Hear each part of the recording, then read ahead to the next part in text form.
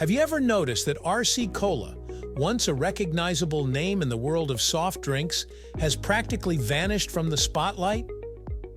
While Coca-Cola and Pepsi dominate store shelves and billboards, RC Cola, short for Royal Crown, feels more like a forgotten relic than a real competitor. But here's the thing, RC Cola wasn't just another soda. It was once a true contender, a brand that innovated, disrupted, and even led the market in certain areas. So what happened to RC Cola? Why did it fade into obscurity, and where is it now? Let's explore right here on History of Simple Things.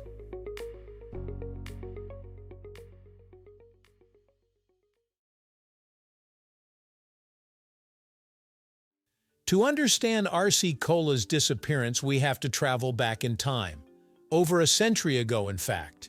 The story begins in 1905 in Columbus, Georgia.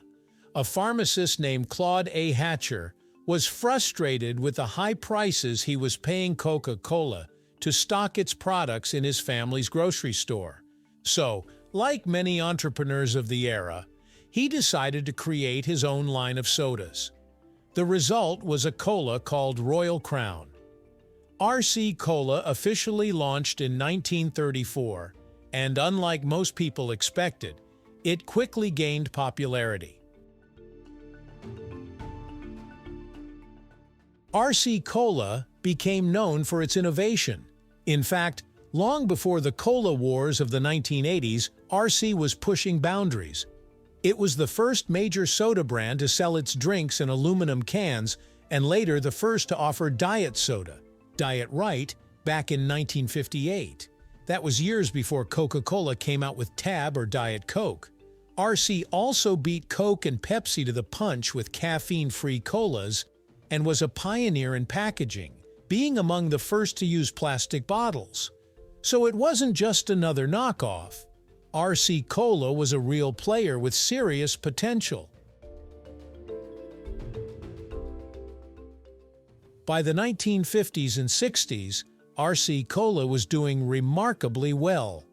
It had a loyal customer base, good market share, and a reputation for being a little different, an underdog soda for those who didn't want to follow the mainstream. It even had big celebrity endorsements. In fact, RC Cola once teamed up with country music legend Gene Autry, and later with pop star Nancy Sinatra. For a time it seemed like RC might even close the gap with the two titans of the soda world.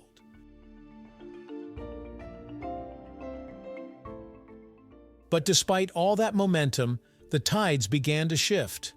One of the key reasons RC Cola couldn't keep up with Coca-Cola and Pepsi was marketing power.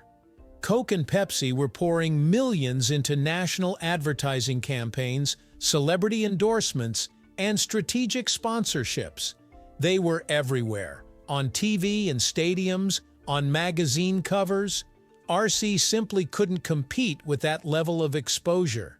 They didn't have the financial muscle or brand prestige to match those efforts, and slowly they started to fall behind in public visibility. Then came a series of business decisions and ownership changes that only made things worse. In 1984, Royal Crown was acquired by Triarch Companies, which didn't focus heavily on beverages. Over the years, the brand bounced between different owners, including Cadbury Schweppes and eventually Cott Beverages, and each time it changed hands, it seemed to lose a little more direction and relevance. Unlike Coca-Cola and Pepsi, which had consistent brand identities and aggressive growth strategies, RC Cola often felt like an afterthought in the portfolios of larger corporations. Another major blow came from distribution. Coca-Cola and Pepsi had nailed down powerful distribution networks, ensuring their products were available virtually everywhere, from gas stations to fast food chains. RC, on the other hand, had more limited distribution, often relying on independent bottlers. That made it harder for the brand to maintain a strong presence in national markets. Fewer stores stocked RC, fewer people bought it, and it gradually became a regional drink rather than a national competitor. Consumer tastes also began to evolve. As health-conscious trends picked up in the 1990s and 2000s, people turned to bottled water, energy drinks, and healthier alternatives. Meanwhile, Coke and Pepsi adapted by offering new lines of beverages, sparkling waters, juices, even teas. RC Cola, however, didn't diversify in the same way. Aside from its classic cola and a few flavored offshoots, it didn't keep up with the shifting landscape of the beverage industry. Its identity remained rooted in the past and in a rapidly modernizing world that became a liability. And yet, RC Cola never truly died. Today, you can still find it in some grocery stores, especially in the southern United States and in certain international markets like the Philippines and parts of the Middle East. In fact, in the Philippines, RC Cola is surprisingly popular and is marketed more aggressively than in the US. The brand was licensed to local bottlers who gave it a fresh image and quirky ad campaigns, keeping it relevant for a new generation. So while it may feel forgotten in America, RC is still bubbling in other corners of the world. It's also worth noting that RC Cola still maintains a small cult following in the US. People who grew up with the brand or prefer its unique taste over more commercial colas. There's even a sense of nostalgia surrounding RC, as many associate it with simpler times, old diners, or memories of their childhood. In that sense, RC Cola has transcended being just a drink. It's become a symbol of rebellion, of the underdog spirit, and of a brand that never quite gave up, despite the odds.